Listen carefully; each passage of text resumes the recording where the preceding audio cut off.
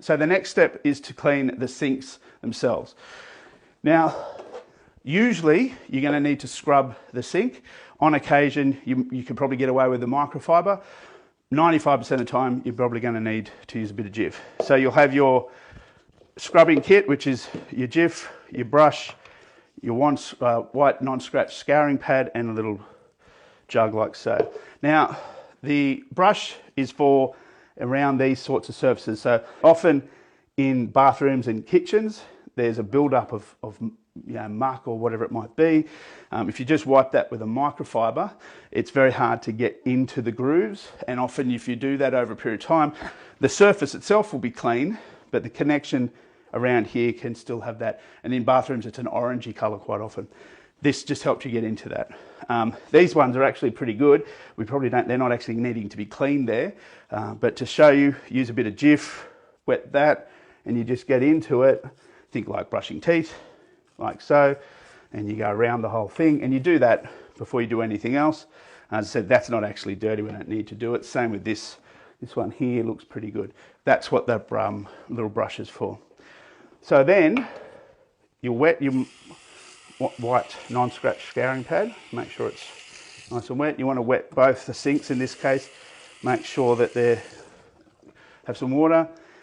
Jif, you don't need a lot of Jif, so just try and a couple of drops per sink. You don't need a lot. Now, the important thing to remember with Jif, when we rinse it, if you don't rinse it thoroughly, you're going to end up with this white, well in this case yellow powdery residue when it dries. So it's really important when we get to the rinsing, we can rinse it well. All right, so get the Jif, get the white scouring pad, and you can get into the bits and pieces. There's some, looks like maybe makeup marks or something there. You get in, you make sure you get all the bits that are really dug in right around the sink itself, or the plug I should say, like that. Now with these plugs, be really careful. A lot of time these plugs, when you push them down, they get stuck. So I try not to push them down ever, just in case. Not every time, but it's just sometimes they do, and if they get stuck, it can be a problem. So try not to push those in. Now you could also use your brush on here, and we may need to do that on this side. You can see around the rim of the plug there's a bit of a build-up, and you just can get your brush in like that. You don't even really need Jif sometimes to get those bits out, just like that. You can see all that black stuff that's come out of there. All right, we'll quickly do this one.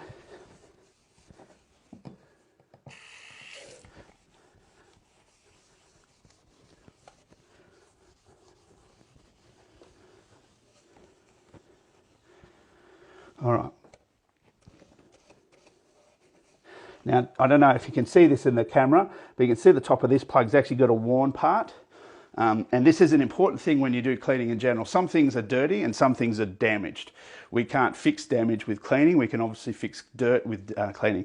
So if you see that, you could spend 10 minutes trying to scrub something off that's actually never coming off because it's a bit of damage. Unlike this plug, which has still got the proper coating on it, you've just got to have your eye open to see the difference. All right. So when you've done that, you want to rinse the pad off, like so. And what I usually do at this point, I rinse this off, drain it out, and I'd throw it in the bath, which is what we typically will clean next. All right, with your jug, you literally just rinse off everything you've just done.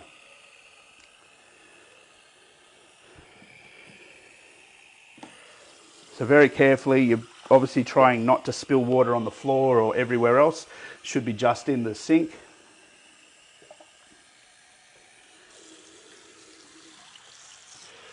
All right, that looks pretty good. We'll do this one.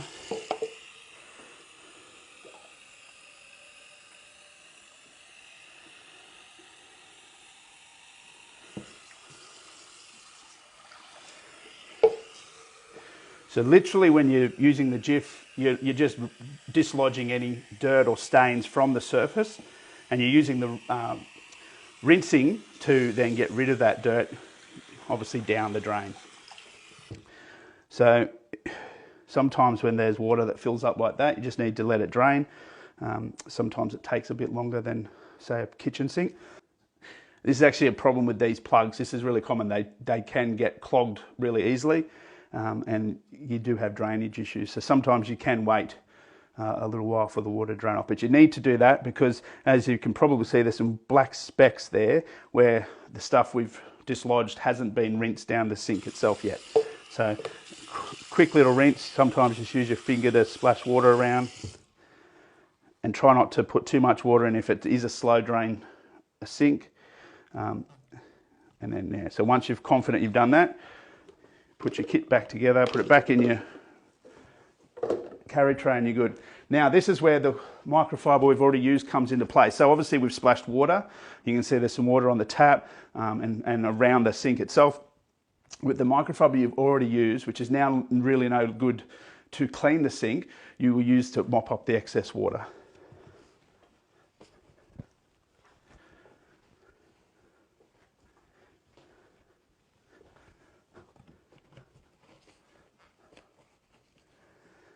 All right, and when you've done that, you've then finished with that particular microfiber. You'll get a fresh microfiber, you'll get your antibacterial spray. Now, we've already cleaned the mirror, so this is important. You've got to spray the tap, but you don't want to spray onto the mirror itself. So what you can do is literally thread the microfiber behind that, and just hold it like that, and give that a bit of a spray. And that way you've still got the cleaner on the surface you're wanting to clean, but you're not putting it on the mirror.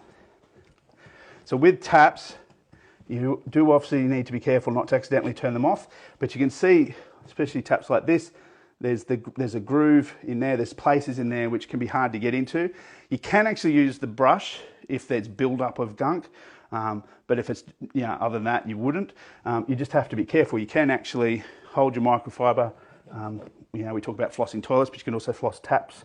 You can get into things like that if it's a bit too tight for your fingers to get into. And obviously don't lift the tap because you can splash water everywhere, and we're trying to avoid that. All right, so do every part of the tap itself, getting into all the grooves, get underneath in there. Even the part when you're standing above it, you can't see under here, but you do want to make sure that you clean under there. Around the base itself, you can floss, so you just drag the microfiber through like that. When you've done that, you literally fold this back in, and then you do the rest of the surface. Bit of a light spray, and then like here you can see there's a bit of red mark. Now here you can see there's some, I'm not sure what it is. You may need to get your white scouring pad back. And without putting any more Jif or anything else on it, just maybe give that a bit of a work over. Now sometimes, as it would appear here, I know it's coming, sometimes it just won't come off, but you do what you can. You want to make sure, the key to it is to make sure you've done everything we can do to get it clean. And if you can't get it clean at that point, you'd let me know, I let the client know. Sometimes things are just stained and you can't do anything about it. But if we use steel wool or something, we can get that off, but then we're going to damage the surface. So it's a balancing act, and that, we can use something that's more abrasive. It will get that little mark off, but then we've got to run the risk of damaging the surface of the sink. Obviously, we don't want to do that either. So at some point, you've got to make a call, can you get it clean without doing damage? Yes or no. And if it's no, you do what you can and move on. All right, moving everything, really important to lift things up, wipe the bottom of the thing you're picking up, otherwise the dust just is going to head back on the surface and you'll see a ring. Be careful when you're picking up stuff, obviously, don't drop it. Now, don't have to go millimetre perfect, but try and put it back roughly where you got it from.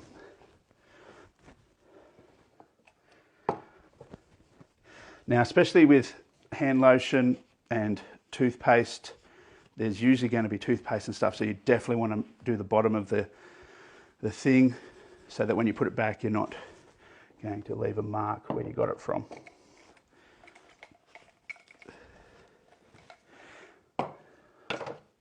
Same with the soap. So the soap container will often have something underneath it. This one's not too bad. Put that back. Again, not millimetre perfect, but more or less where it came from. All right, I'll quickly do the other sink and then we'll move on to the next thing.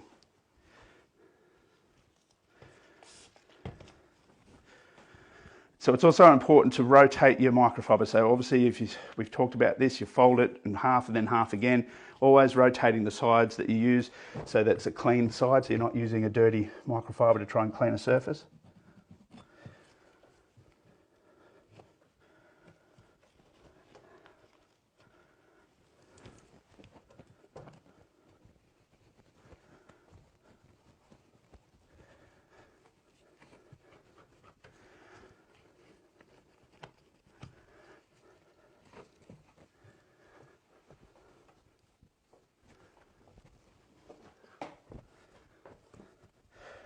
So bathroom surfaces are probably some of the hardest to make look clean because they're usually white, and white will show up every sin when it comes to cleaning.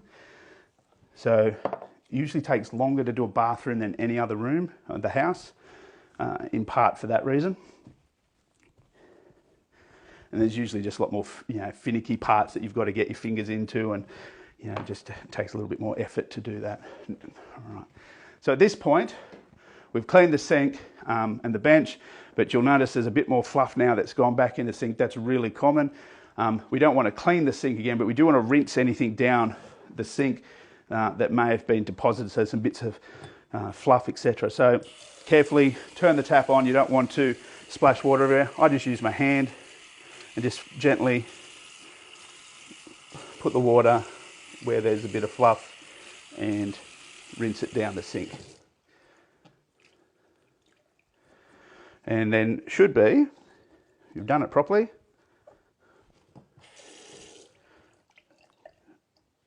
no fluff in there.